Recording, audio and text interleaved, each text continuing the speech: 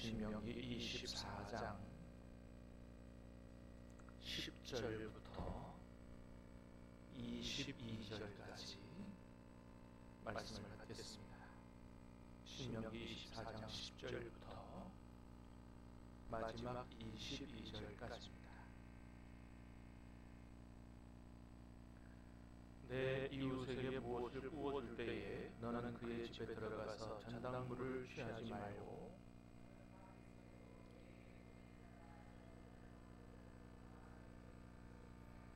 그가 가난한 자이면 너는 그의 전당물을 가지고 자지 말고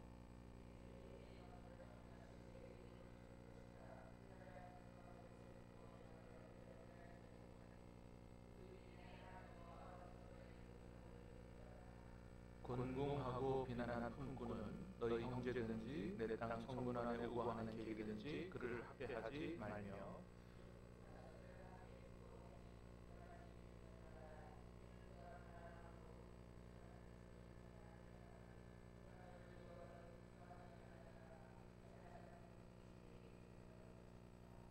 아버지는 그 자식들로 말미암아 죽임을 당하지 않을 것이요 자식들이 그 아버지로 말미암아 죽임을 당하지 않을 것이니 각 사람은 자기 죄로 말미암아 죽임을 당할 것이니라.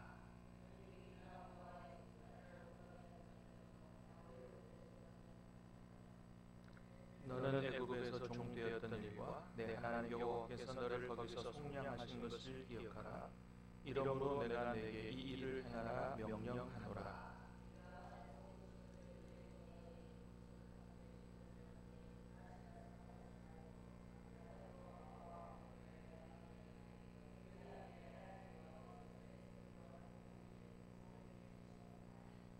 내가 내 감람나무를 떤 후에 그 가지를 다시 살피지 말고 그 남은 것은 객과 과와 과부를 위하여 남겨두며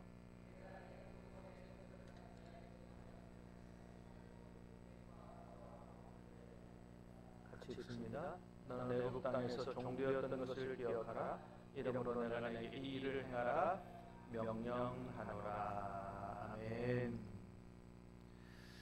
자, 오늘 말씀 계속해서 사회적 약자들을 보살피는 그런 삶을 살아라, 그런 사회가 되어야 된다, 그런 말씀을 계속하고 계십니다. 자, 10절, 11절에 보니까 돈을 빌려줄 때에 담보는 이렇게 잡아야 된다 말씀하십니다. 10절, 11절 시작. 내 이웃에게 무엇을 구워줄 때에 너는 그의 집에 들어가서 전당물을 취하지 말고 내게 꾸는 자가 전당물을 밖으로 가지고 나와서 내게 줄 것이며. 자, 우리 어제 말씀에서 본 것처럼 이제 형제에게 돈을 빌려줄 때는 이자를 받지 말라 말씀하셨죠? 이자를 받지 말라.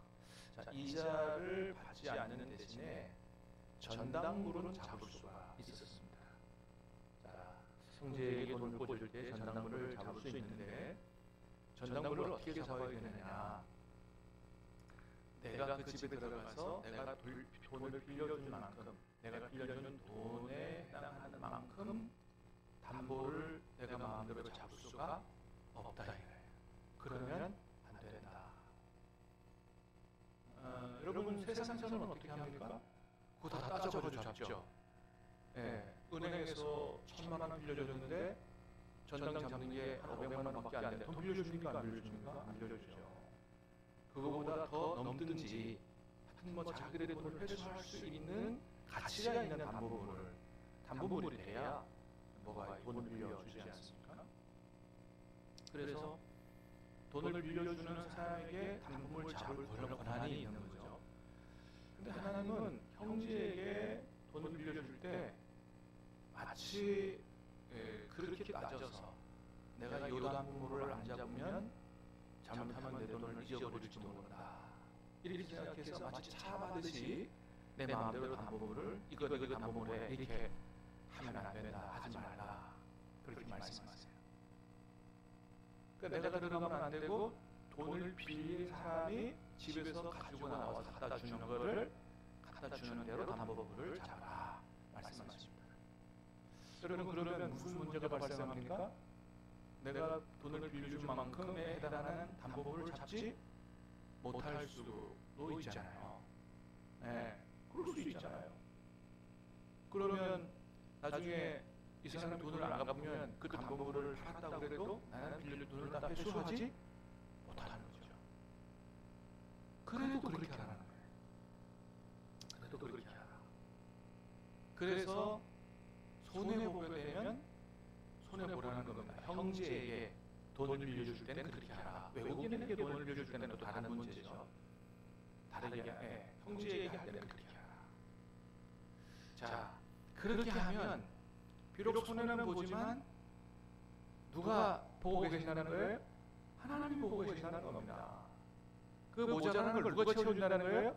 하나님이 채워준다. 하나님이 더 주신다. 하나님이 복을 주신다는 겁니다. 할렐루야.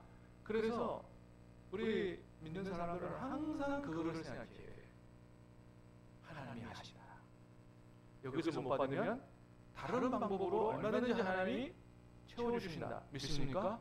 네, 그거 믿어야 됩니다. 그래 뭐 교육자들은 사실 늘 그런 것을 체험하고 살아요. 우리 한국 교회에서 생활비 주는 거 막 쓰는 사람이 그런 목사가 몇이나 되겠어요? 별 얼마 안 돼요. 그러면 생활비가 모자란다고 목회를 그만해야 됩니까? 돈 벌러 나가야 됩니까? 그럴 수는 없는 거죠. 왜? 이건 사명으로 부름받는 거니까. 그 대신 뭘 믿어요?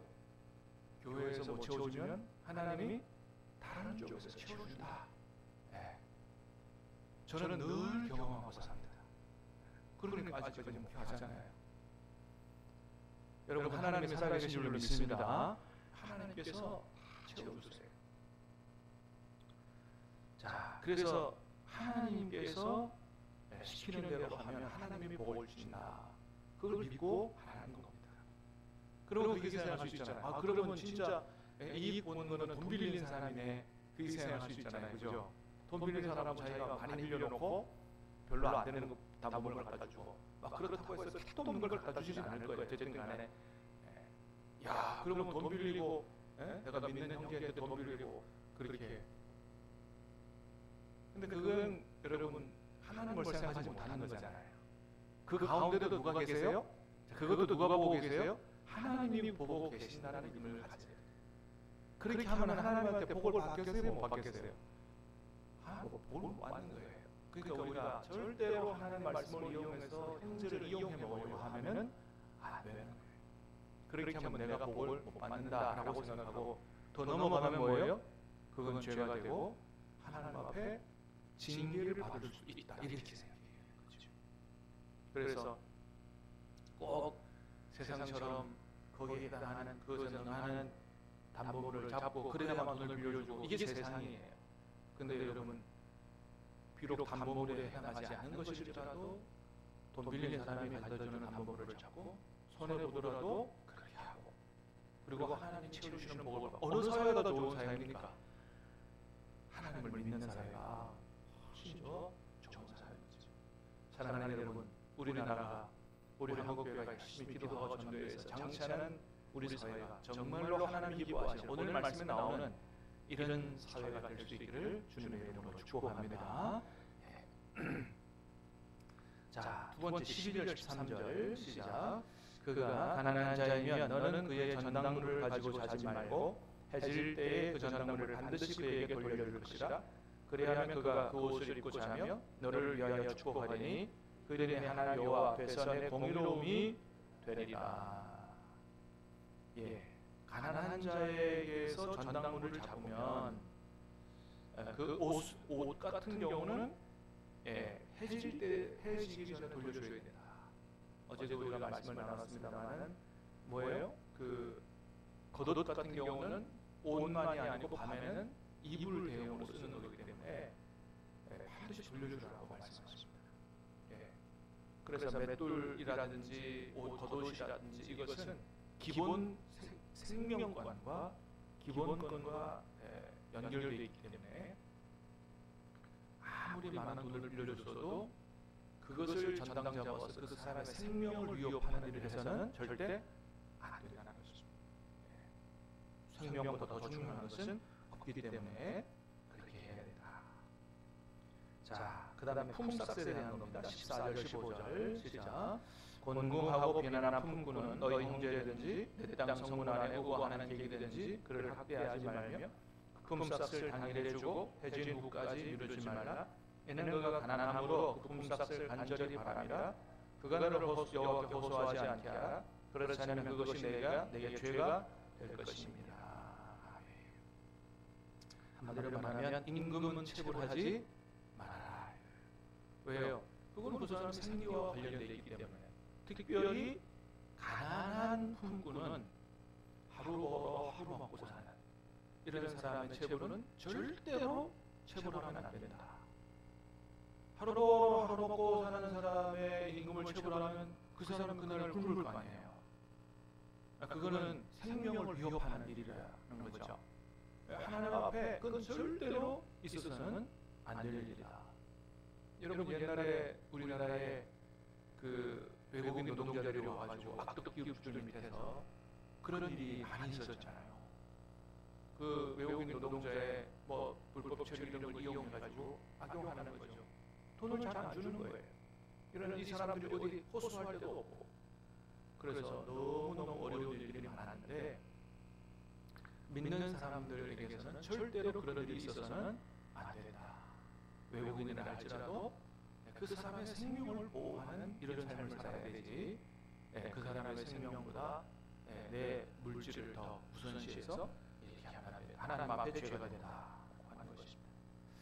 자, 16절 연좌제에 대해서 말씀하십니다. 시작.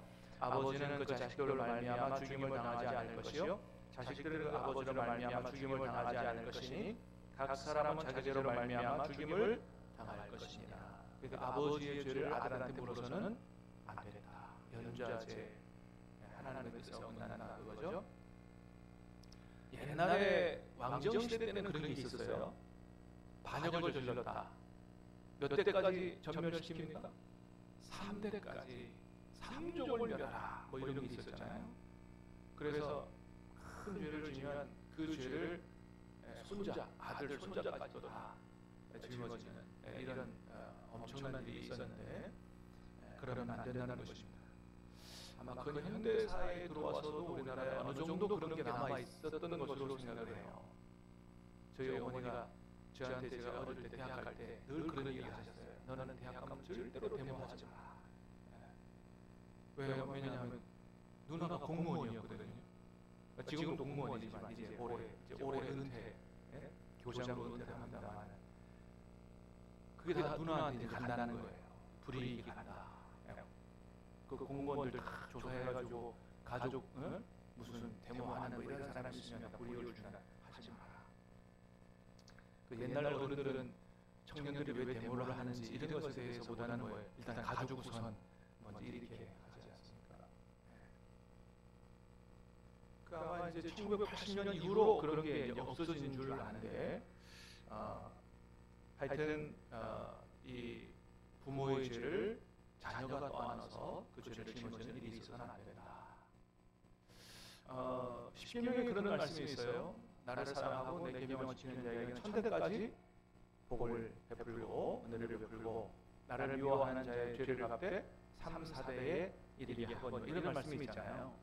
이거 하나님이 여기서 이렇게 말씀하시고 저기서 저렇게 말씀하시고 정신이 헷갈리시는 게 아닌가 그렇게 생각할 수 있습니다만 그렇지 않다.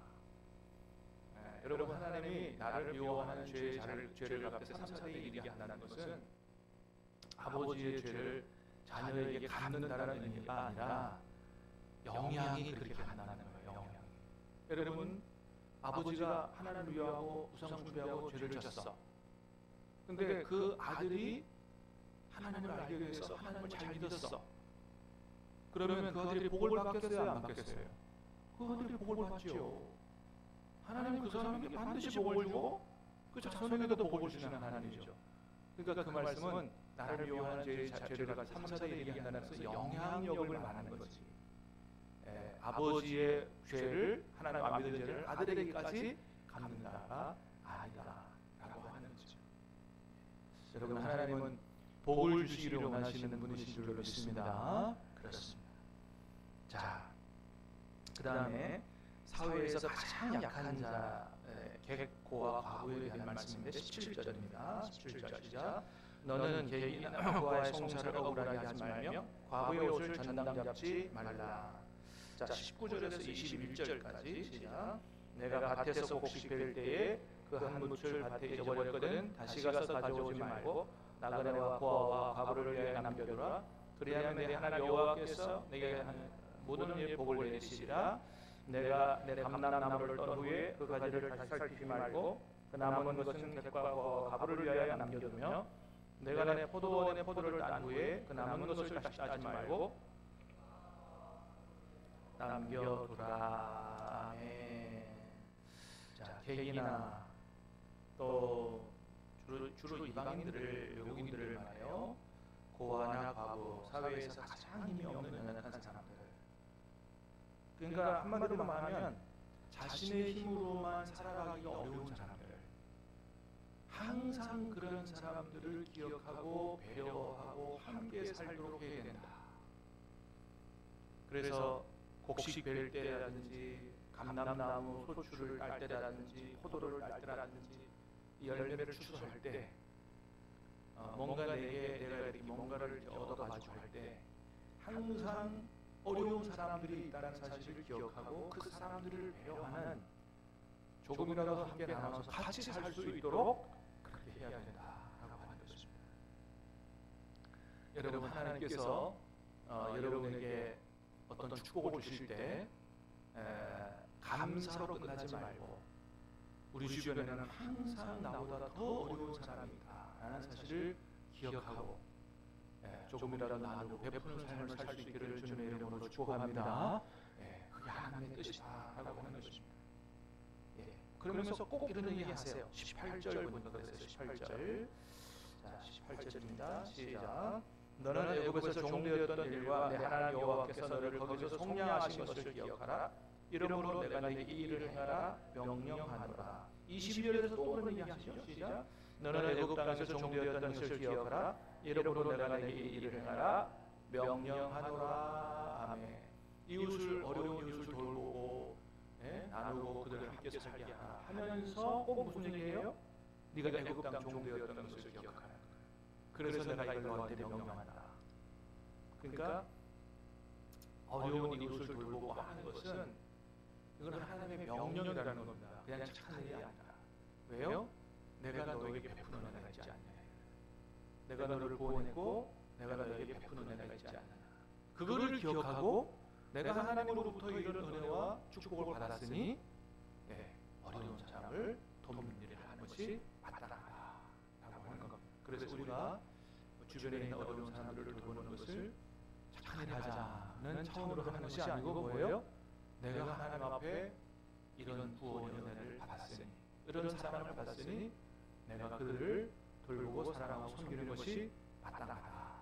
하나님의 명령이다. 이런 생각을 가지고 순종해서 사는 것이 중요하다. 자, 오늘 말씀을 통해서 우리는 다시 한번 하나님께서 원하시는 사회는 어떤 사회인가 다시 말씀을 통해서 보게 됩니다. 오늘 말씀을 가슴에 새기고 기도하고 또 성령의 도우심을 따라 실천할 수 있음으로 말미암아 우리 저와 여러분과 우리 신앙교회 때문에 우리 지역사회가 우리 한국교회 때문에 우리나라가 정말 하나님 보시기 기뻐할 만한 그런 사회로 변화될 수 있기를 주님의 이름으로 축복합니다. 기도하겠습니다. 은혜로우신 주님